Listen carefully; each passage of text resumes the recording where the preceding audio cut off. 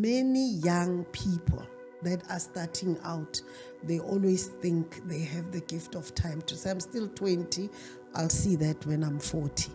But what you are doing there, you are losing out on the power of compounding interest. That is the mistake that many of us make even today, because human nature is that, I've been looking for a job for a long time. Now that I have it, or I've been studying for so long, can I just reward myself? Can I just do the nice things? I'll see retirement much later. So the priority is not what life looks like over 10 years. The priority is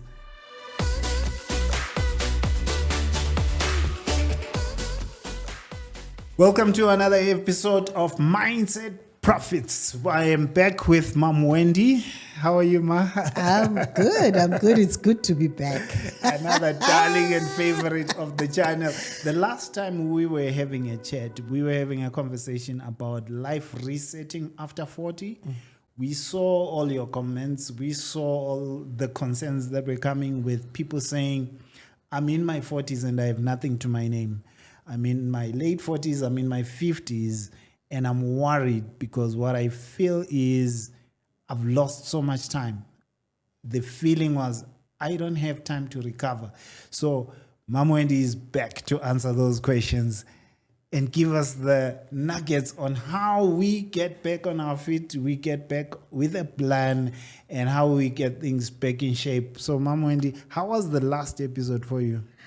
The last episode was mind-blowing. And Yeah. I just want to say thank you to all those, from the Mindset Profit, podcast, that for all your comments, and above all, for visiting my podcast and also subscribing. I must say that I grew by 200 subscribers in 1 month. It has never happened. It has never happened. And thank you so much. And there were people who actually ordered the book as well. I just want to say thank you so much. And there's a number of people that want the book outside of the country as well. Yeah. All right, so what I did, I actually then, the ebook is available on SA Books online.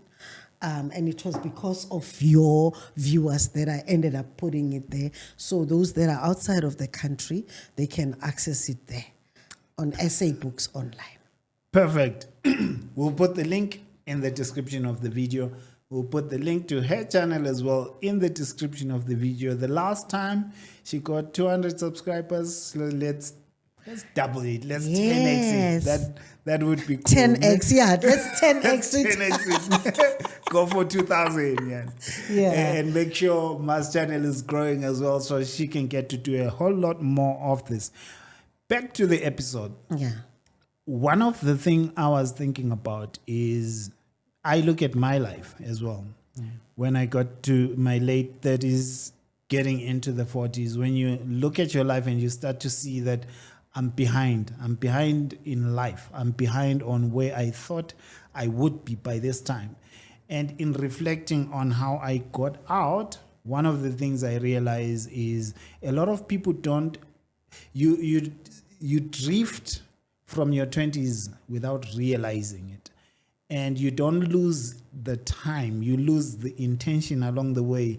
By the time you get to 40s, you realize a lot of mistakes that were free in your 20s are very expensive in your 40s. You had ambition in your 20s, you had goals in your 20s, but you shifted from focusing on building, but your focus turned to paying bills.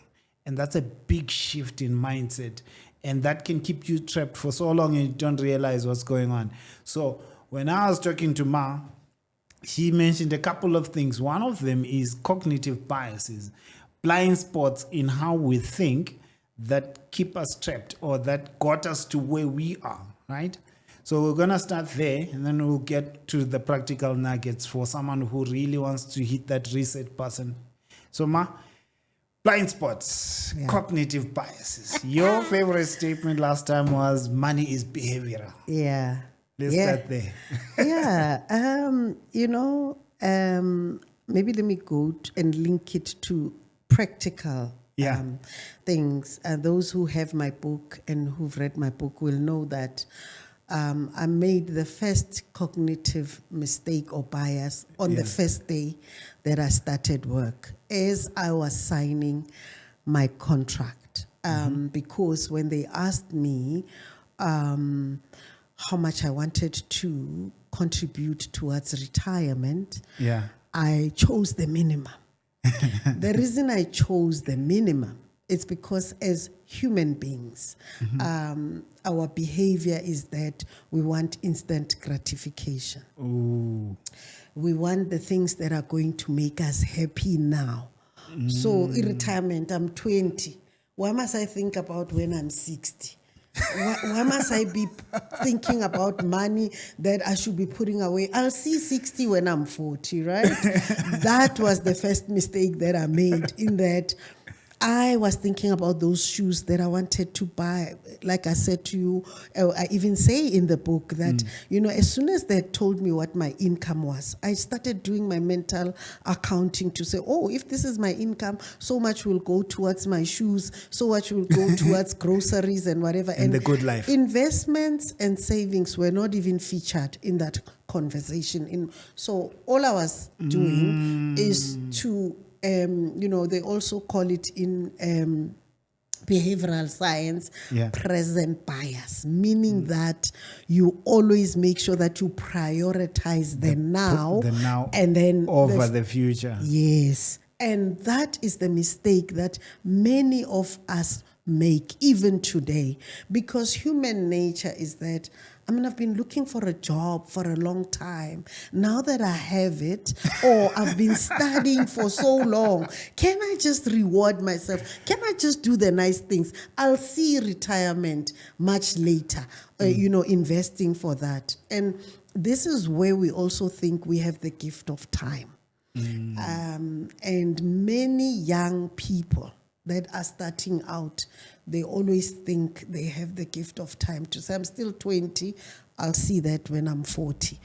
But what you are doing there, you are losing out on the power of compounding interest, because when you are still young, you have, if you are 20, you have 40 years for whatever you have to compound and become amazing. So those are some of the cognitive challenges that we make as mistakes, because as human beings we want to have that resonates. And I think the other side of that coin that people might miss, that when you're prioritizing the now over the future, many people have had an opportunity to fix their life. But you know that for me to fix my life, I need to do a course. I need to study something. I need to learn a skill. And it takes 2 years. It takes 3 years to get that qualification. I need to fix my business, get a certain compliance certificate. It will unlock a certain opportunity. But it takes 2-3 years to do that. And you look at the pain of 3 years trying to get this over just not doing it and focusing on just doing life and enjoying life every day. People choose to ignore learning and growth because of the pain of the process. They will ignore doing a degree and rather just do life. So the priority is not what life looks like over 10 years. The priority is, let me just live my life right now. Yeah, that's how we are wired. And so you have to be intentional if you are going to find a balance between still having fun, living your life, gratifying yourself, but also still, providing for the future. So I think the trick here is not to do the one over the other, but to do all of them together in a way that's sustainable. And that really, as I was saying before we started recording, we were having that side conversation, is that it starts from having a purpose for your finances, a purpose for your life, because that's big, right? And the vision that you have for your life, or the purpose, actually starts with that Simon Sinek's golden circle. Because right at the middle is that why, because that why answers your purpose statement, and then you can give birth to whatever vision you want, and then you can break it down into smaller chunks so that you have those goals. That's why when they talk about those small smart goals and whatever, then you have short-term goals, medium-term goals, and long-term goals. So you are doing everything at the same time. So when you speak about the journey in that way, I was talking to Percy Singh yesterday, and I got to appreciate something in how he did his financial journey, that he started with 6,000 rand salary, and from that he was saving 50% for a very long time until his income started to increase. And he's managed to build a portfolio later. So what you're saying is, when you are earning a certain amount of money, you need to have a purpose for that money. What many people fall short at is looking at what I'm currently getting and making the cognitive decision that this is too little. I cannot have a purpose with this much. And so they never start saving. That is hectic. You know, in my life, when we would go, companies, when I was still employed, they would invite us to come and talk to their staff. They would say, you know, our staff members are over indebted, or this is what is happening, come talk to them. And you know, they would sit and look at you and give you this look, where do you come from? And the first thing they would do, the first one would raise his hand or her hand, and they would say, I earn too little. What can I budget with 5,000? You can't budget 5,000. We can only start budgeting from 50,000 upwards. And that is the greatest mistake, you know, that we make. If you can't manage the cents, you won't be able to manage the rands and the thousands and the billions. So if you can't manage 2,000, then you won't be able to manage 20,000 and 200,000 and 2 million, because it's the same principles that apply. Wonderful. So this notion that you can, I mean, I talk to people who say, I only get the 350 stipend or the pensioners. Among social grants. Yeah, and I say, no, you can still budget that. It's not the amount, it's the wisdom, it's the prudence that you apply to the amount. The amount doesn't matter, it's the principles. If you can get the principles right, it doesn't matter how much you have, you will manage it like a pro. So the two things here, look at your bank statement, look at how you are currently managing and running the money that you're getting right now. Yeah. See if there's wisdom in how you're currently doing it. And then the second one, your journey really starts now. If you haven't started with budgeting and doing things right, it starts today. Yeah. After you watch this, look at your life as a journey. And that journey involves the right disciplines moving forward when it comes to managing what you have, but also making sure that you're doing everything you can do to increase the income that you're getting. Yeah. Because that's a part of that journey. And what Mai is saying, when you learn how to manage well the little that's coming right now, that skill doesn't escape as you grow. It grows with you. And that's what we've seen with people like Percy. Yeah. Where you master how to manage 6,000, that takes you to managing 10,000 well, 20,000 well, and that's what we want to see over time. Exactly. And I think the power is that don't look for the big goals to achieve the big things. Break them down into smaller chunks. Because when you begin to break down whatever it is, financial goals, health goals, educational goals, all your goals into smaller chunks, then, you know, you begin to also inculcate good habits because you are building over a period. You then move away from the instant gratification thing and this microwave success that everybody wants, but you begin to pace yourself. So your short-term goals are the things that you will achieve, that you plan to achieve within 12 to 24 months. Because then as you achieve them, you get motivated that, wow, I did that. Get momentum. Then you get momentum. And then you go for your medium term and you go for your long term and you think, if I could do this, then I could do amazing. But even as you're achieving your short term, your medium and your long term are growing in the behind the scenes, So it's really about how you structure your finances in such a way that as you are still gratifying yourself, but you are building towards the future. So the shift is from paying bills, the shift is from surviving to building. Yeah. And building with, let's say, a 10-year plan. What I'll challenge you to do, write the 10-year goal that you have, those 10-year goals. But what Mai is saying is it doesn't stop there. That's just a nice vision that will excite you. Break it down to what you need to do in the first year or two to get you to the 10 years. And what you also added there, and I loved it, by the way, was when you've got the 10-year vision and you start achieving your goals in the first 2 years, the 10-year vision also starts to change. Yeah. Because what excites you right now, when you don't have momentum, when you don't have some equity and some capital building, what you think is a big, exciting goal will change when you've got momentum, when the money starts to come and the savings starts to grow and the investments are starting to increase. Your goals will also get an upgrade. Yeah, definitely. They get updated. They do. But, Tando, I also wanted to say, before we miss this point, is to say, as much as you have that 10-year goal or that investment or savings goal that you've set for yourself, what we normally do is we shock the brain by telling it or coming up with these auspicious big number goals.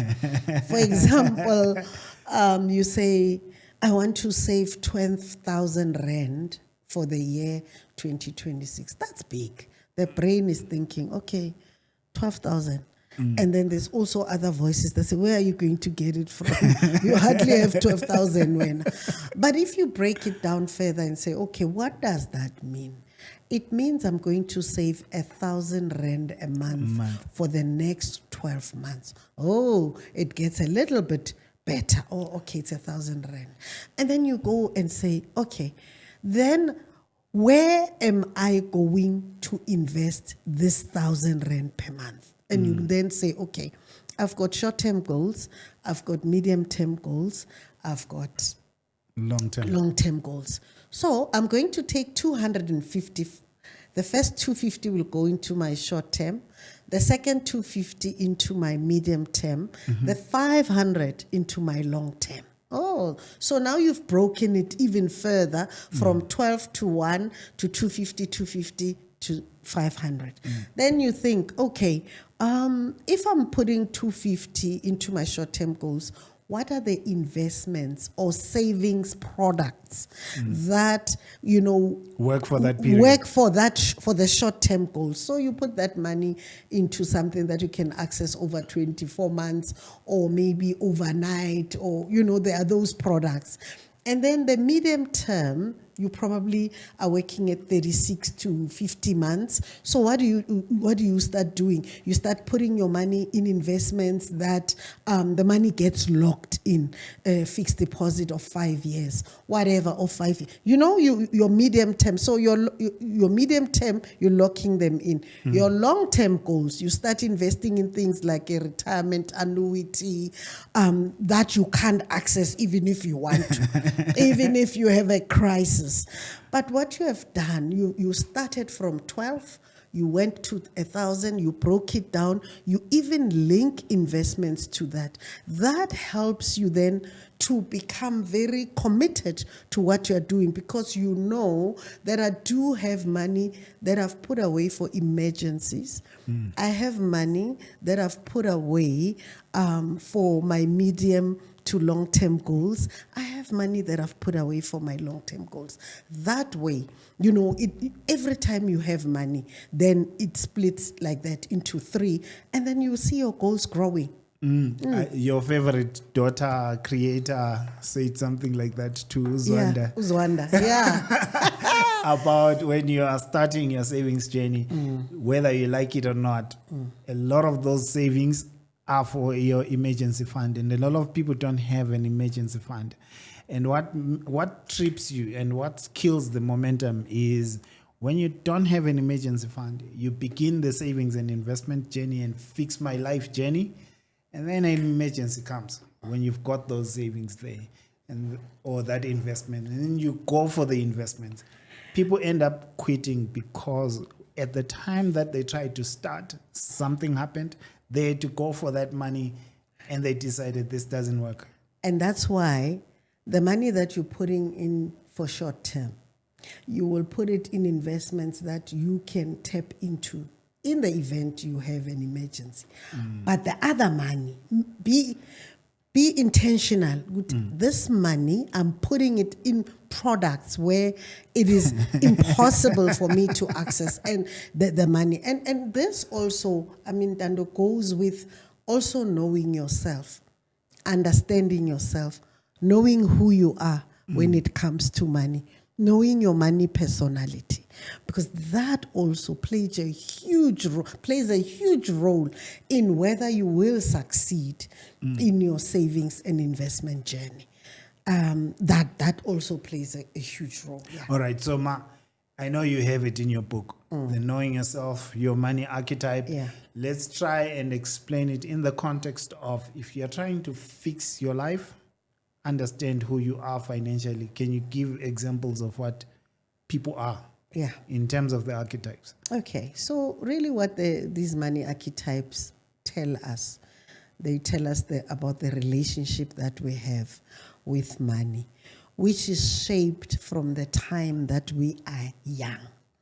So our experiences, where we were born, what we heard being said, what we saw from our parents and from others, shape how we think and how we engage with money. And these are shaped from childhood. Let me give a practical example. I have one of my mentors, she says she was growing up in rural Zimbabwe, and they had nothing. But as kids, you don't know that you are poor, right? Yeah. So you just play around, you wear whatever they give you, and then their cousins used to give them their hand-me-down clothes and stuff like that, until one of the kids told her that you guys are poor. That's when she became aware that there's something called poverty, right? And then she says one day she was sitting there already aware that we don't have, we are poor. It means, I must work. So these things lodge in your subconscious mind. And as you're growing, you're thinking and mulling about them. Yes, so she says she was sitting under a tree, and then when she looked up, she saw an aeroplane, and she looked at it and she said, one day, I'm going to fly in this thing. In these things. Yeah, and not only once, multiple times. I'm going to go and I'm going to see the world. And I can tell you that shaped who she became. So she worked hard to achieve all her goals. And what she did is, I love her. What she does, true to form, every year she goes to no less than 6 or 7 countries. Even her PhD, she did it in the US. She does, because that was a childhood thing. But what she managed to do is not to allow her emotions to take over and make her be emotional about money. Because the other personality you can have is a personality that says, we were so poor at home that I never ever want to be poor again. And my children will also never be poor experience again. Poverty. Yes. So what do? When you start working, you amass all the money. You become an expert saver and you invest, but you hoard. You now keep the money. They call them penny pinchers. You have the money, but you hoard it. Why? Because at the back of your mind, you remember what poverty looks and feels like. looks and feels like, and you've purposed that you will never experience that again. So you have the money, you've saved it, you're amazing at it, you're afraid to spend it. So you live a miserable life, but you have all the money. So our childhood experiences have got something to do with how, or you've seen your parents. You know, this one lady I was talking to, and she said, you know, every month I would go with my mom when it was her payday, and I would accompany her, and she would go from one store to the next paying off debt. And when we were done that afternoon, she would have nothing left. And then she would have to go and borrow money. And then next month, the same process. So she said, when I proposed then, I said, I will never be like my mom. When I grow up, I'm not going to do this, because I've seen how my mom was really trying to do the best for us, but she was highly in debt. So today, she's debt-free. She does not entertain debt. So those are our money personalities. Yes, they are shaped by what we experienced as children. I'm looking at the positive ones that you're talking about. What about the negative ones? The people who, because of how they grew up, become irresponsible with money. Yeah. For example, I love using this example. You know, when we were growing up, I don't know about you, but when we were growing up, that's a money personality that I'm also describing. When we were growing up, right, we used to play in the streets. We used to play Patidibeke. And what would happen is that maybe there's 25 kids. It would always be an odd number. And of course, now we have to play against each other. And so they divide us, and we go 12 and probably 13 this side, right? And then there's always the kids that are ringleaders. You know, they are the steering, what we used to call a steering, the ringleader. And they will stand, they are the team leaders. And then they start choosing their team. You're all standing there. Yeah. They choose. And of course, the popular kids will be chosen. First. They'll choose them. And as it diminishes, then you are the only one standing there. No one chose you. No one chooses you. And then this one says, take it. And this one says, no, I don't want it. You take and this one, I don't want it as well. You know, it's games that we are playing. But what children don't know is that they lodge in your mind. And then eventually one of them will say, I just come when you're annoying. You know, I know now you're going to make my team lose. And so you go through life experiencing that kind of rejection and whatever. So in your mind, you say, okay, when I grow up, I'll show them. I'm going to work hard and I'm going to get the money. And then when you grow up, you use money to buy love. Because you never got love. Yes, then, so we call those people big shots, because now they've got the money. They say, their motto is, I've got the money, I'll spend it loudly, and I'll buy your love with it, you know. And so they live their life going out there, pleasing everybody, splashing their money, using it for that purpose. That is scary at some level. So if I'm looking at this, if my background led me to where I am right now, and I'm trying to fix my life. I realize now I'm 40 and I have nothing, and I want to start over. How do I fix this? What's a good place to start? Okay, let me use me as my personality as an example, because there's always the strong point about the personality, and there's also the negative, but there's things that you can do to fix your life. I'm what they call a carer. The carers, our motto is that we have the Ubuntu spirit. I will even sacrifice me for you. What carers do is they have this heart that wants to help others to their detriment. So, by the way, If you don't know what your money personality is, other people know. And then they exploit it. They'll never come and tell you when you know you're a carer. No. They realize, Unjelo, okay, we're going to exploit. So people would come to me, they'll come to you on a Friday, 2 o'clock, and they'll come with their kids and they'll cry and they'll tell you that on Monday they're repossessing my house. My kids and I won't have a place to stay and whatever. They know your money personality. When they leave, the carer in you says, never. I've got money in the bank. How can I be so cruel not to help? So what do? Saturday morning, I'm running around trying to get my investments. And this person, by the way, goes home and sleeps like a baby the whole weekend because they know that on Monday, 10 o'clock, you will bring the money. And true to form, on Saturday and on Sunday, I will be running around trying to get the money. And then on Monday, I give them the money. They never give it back. Someone said you are Puti's mom. You don't know Puti. She's one of the favorites in the channel, right? I was with her and she said exactly what you're saying. Yeah. That person will be very happy. Yeah. What she said was, you have become other people's ATM. Yes. When they are stuck, they find you. When they are stuck and they tell you, you find a way for them. Yes. They only have to find you. No. And they know who to go to. So you're the go-to person. And I must say, I went through most of my life not aware. So you create a group of people that are dependent on you, that use you as their budgeting tool.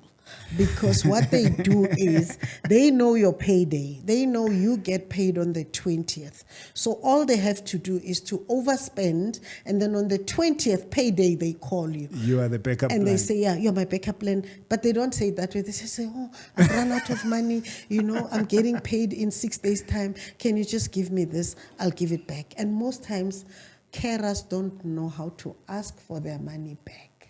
And they don't know how to say no. So all they know is to help and help and help. Until such time that I learned about my money personality. Then I woke up to the fact that, my goodness, I've tapped into my investments. I've given my money out to people. It has not come back. So how do you fix that? You fix that, the fact that you now know your money personality. That's step one. Step two is to then learn how to say no. It is painful to say no, especially if you're a carer and you know you have the money.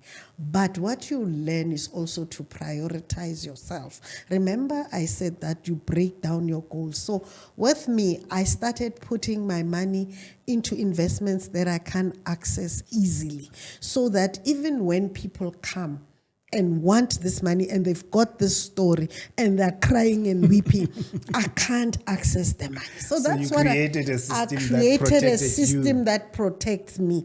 I invested in financial instruments that I couldn't access the money as easy. Like your 5-10 things, your bonds, your whatever. I intentionally looked for those. Then what I do on a monthly basis, by the way, you never stop being a carer. You're just a carer. But what I do, when I do my spending plan, I no longer call it a budget, because as soon as you say budget, people close off their ears. What I do on a monthly basis, I do this every month. I sit and I write. That's why I like writing, because if you do it in your mind, you'll go wrong. So I sit and I write and I write. And then I see, okay, I've paid all my obligations. I have 500 rand surplus. I know my people are going to call. My people will call. And then I leave that 500. I'll do everything else for myself. Then I'll put the 500 aside. True to form, somebody will call. And when they call, they will tell you that, please, can you just lend me 6,000? And I say to them, I don't have 6,000, which is true. I don't have 6,000, but I have 500. Oh, no, it's okay. And the 500 I give. I no longer lend anyone. I give because I know it's not going to come back. That's why it is limited to a small amount. I sleep well at night. I'm still a carer. I haven't messed up with my investments. I haven't messed up with my finances, but I've still been able to be the person that I am and still help someone. Now, I want to come to this money archetype that you were asking me about. Not the carer. No, I'm done with the carer. Do you have a question? Let's go. No. I loved your story with the carer. Yeah, so the carers out there, I know there's many of us. They got you. Yeah, no, you got me, right? Now, there's also what we call the risker.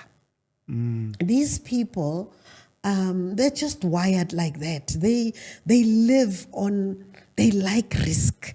It gives them the thrill in life. You know, these are people who are gamblers, people who believe it's money, man. Their motto is it's money after all. We lose it and we make it again. And so that's how they live life, right?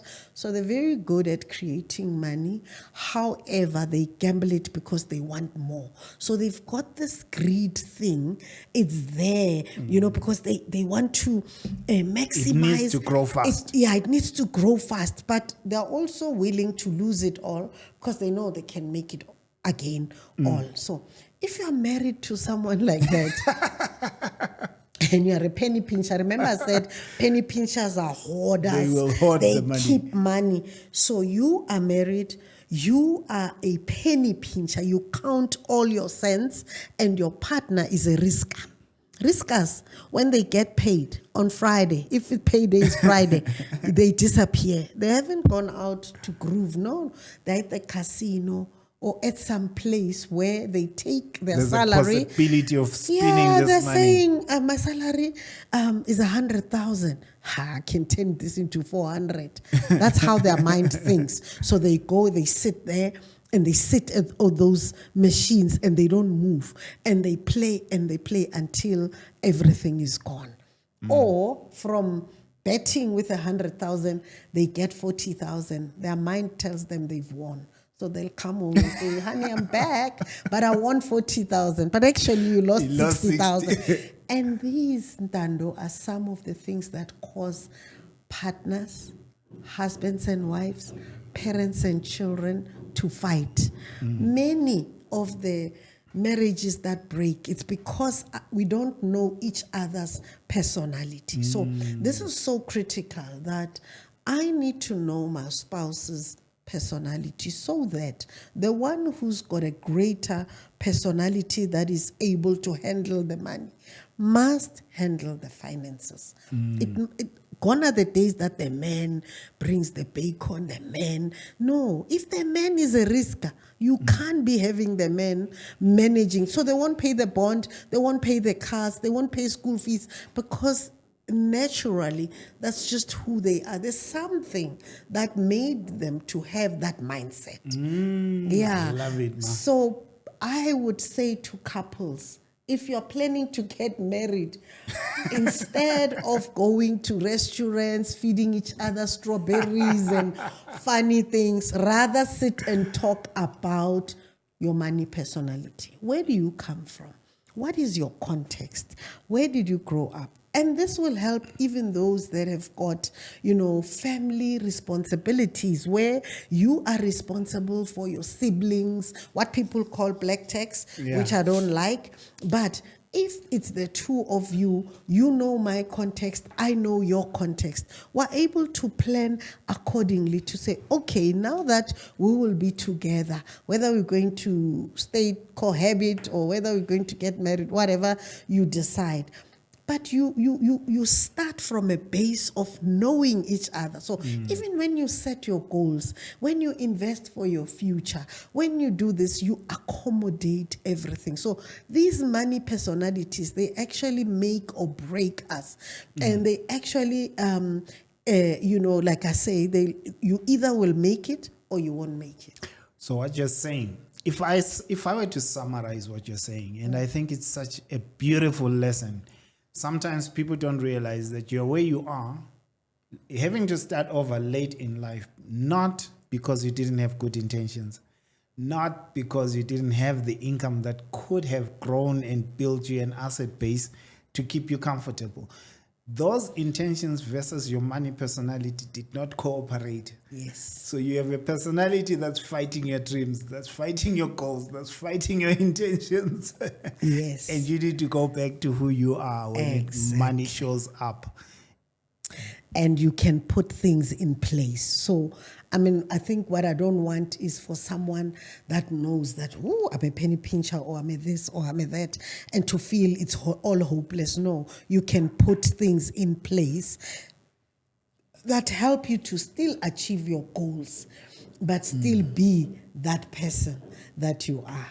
You know? I love it. Put people in place. Part of that can be put a financial advisor in place to protect yourself. Put systems, use tools that will help you, and financial products that will help you. What are good habits in general for people that are starting over and building? If you look at how you did your own transformation, if you look at people you've coached along the way, what are some of the good habits that they had to get used to and install that help them in the long term? So one of the things that I think is a good habit, an amazing habit, is to compartmentalize your income into smaller chunks. In the book, I have what I call the 70-10-10-10 principle. Okay. I don't know if you saw that. Yeah.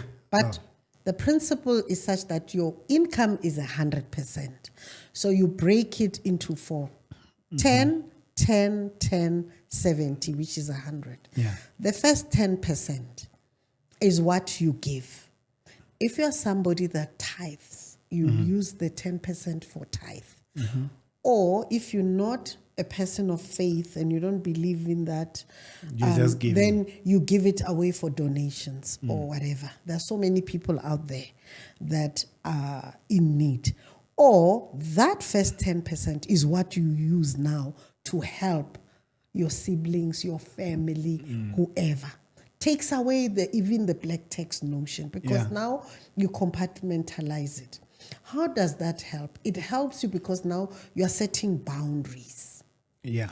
You are able to communicate to say, I'm helping you, I'm taking you to school and whatever, but I can only give from my income. I can only afford this much. And I promise you, this much you will get every month, all the time, every time. You can be rest assured that 5,000 rand is what you will get. What are you also doing? You are teaching those that you are giving this money to responsibility. And you say to them, whatever you want out of that 5,000, you must manage it because I don't have more. So you've set that boundary. That's the first 10%. Taking care of others. The second 10%, you put it in what is called active income.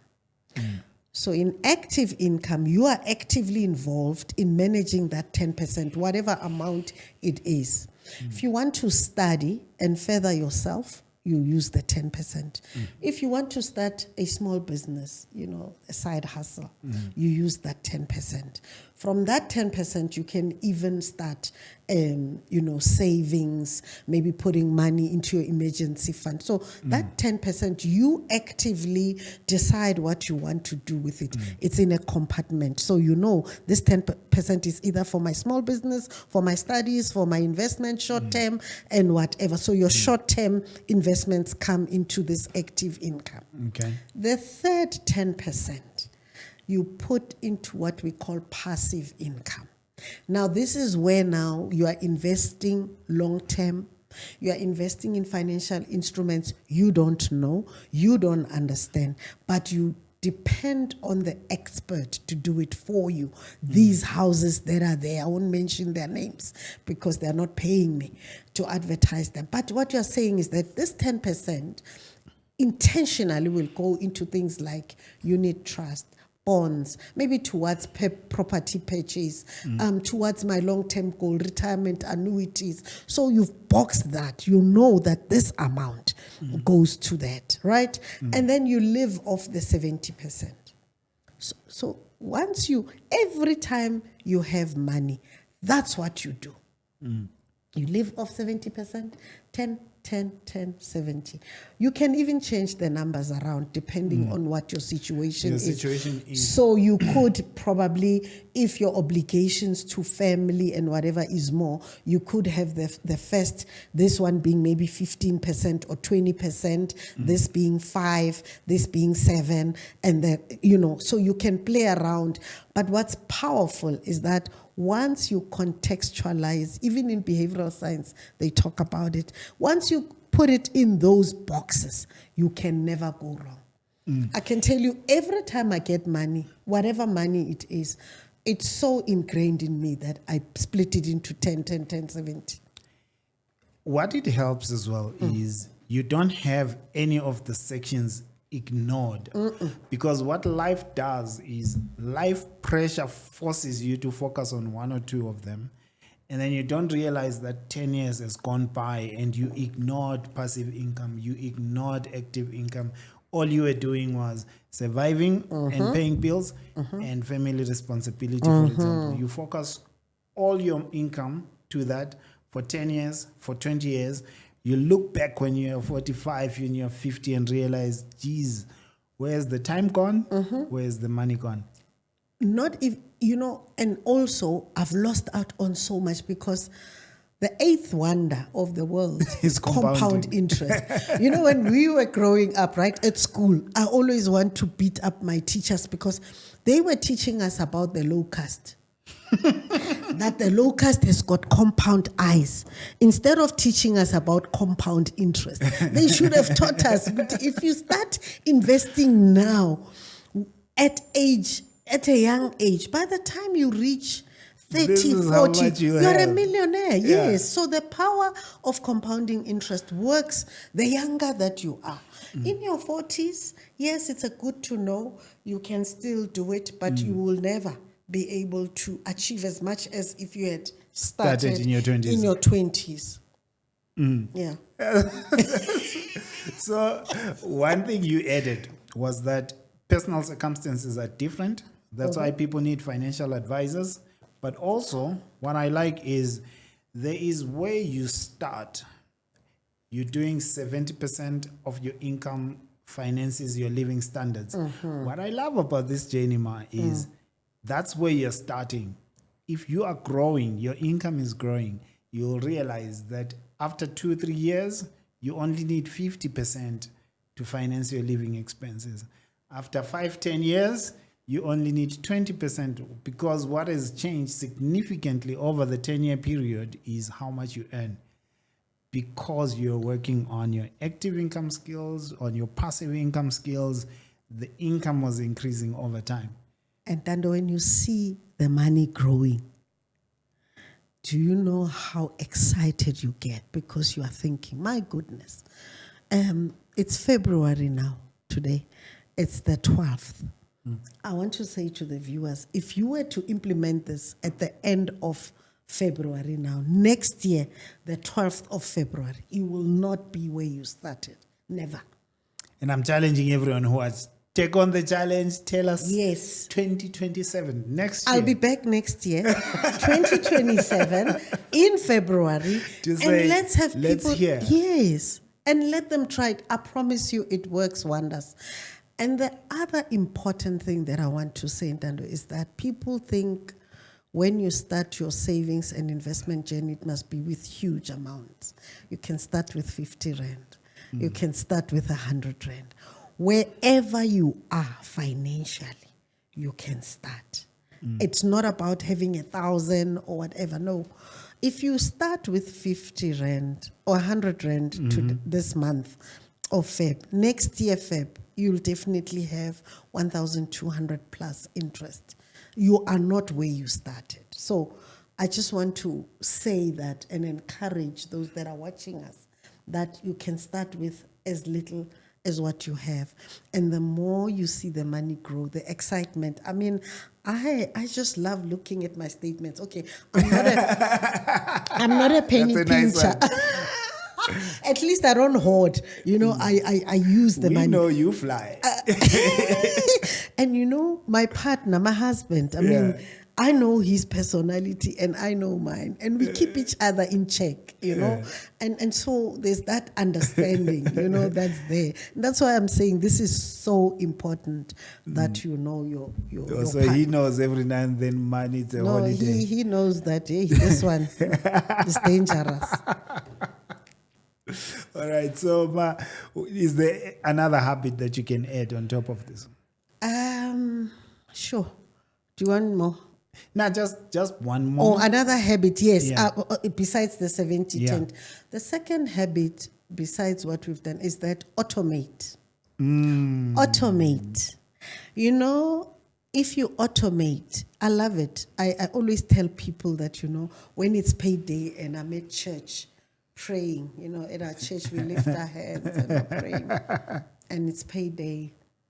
And then there's a buzz. When the income comes in, it's a Ding. it's a ding, and woo, the salary has come in. Praise the Lord. And you even worship more. And then after 3 minutes, then it's ding, ding, ding. You feel it in your pocket. Ding, ding, ding. What is going out are all the debit orders. And whatever is coming out should be for your short-term, medium-term, and your long-term goals, your passive, your active. So immediately the salary comes in. If you've automated, before you can even finish worshiping, all your investments and everything, the money has gone out. Even after they say amen and you go to the mall, that money is no longer there.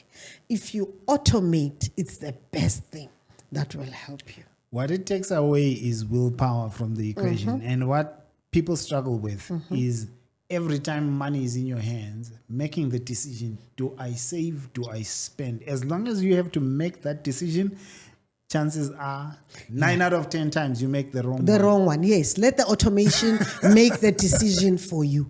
And so my 1,000 came out and it even went into the different things. So even when you struggle throughout the month and whatever, you know that you've taken care.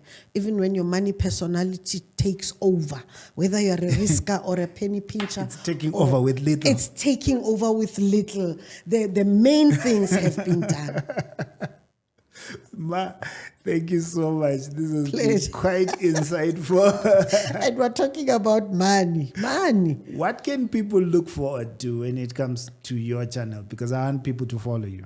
Yeah, in my channel, I'm going to be talking a lot around resilience. Because, you can do all of these things, but if you're not resilient, it's a challenge. I'm going to be talking about accountability partners. One of the big things that we must have is an accountability partner. Somebody that is there, that checks out, okay, how far are you with your investments? So I'm going to be talking about those things. I'm going to be talking about savings. I'm going to be talking about investments. And one of the big things, I'm going to be talking about credit. And how it can derail everything that you're trying to do. So I hope that they will subscribe to my channel. Why did you start the channel? I started the channel because I realized the gaps that were there. And if you note on my channel, I really just focus a lot on the foundational principles of finance. But I'm also going to be talking a lot around retirement, pre and post, because wow, there is a lot happening there. I'm definitely going to be focusing much more on retirement, preparing for retirement, and what to do post-retirement, because wow, I have seen so many of my peers and those that are older than me that went on retirement that have now nothing, have got nothing left, and they're suffering. And I've seen people that have under-prepared for retirement. So I'm going to be talking about all of those things. But why I like the foundational principles, I always say when you build a house, Every gorgeous building, every structure, the foundations must be right. If the foundations are wrong, even the Bible that I read says, if the foundations are wrong, what will the righteous do?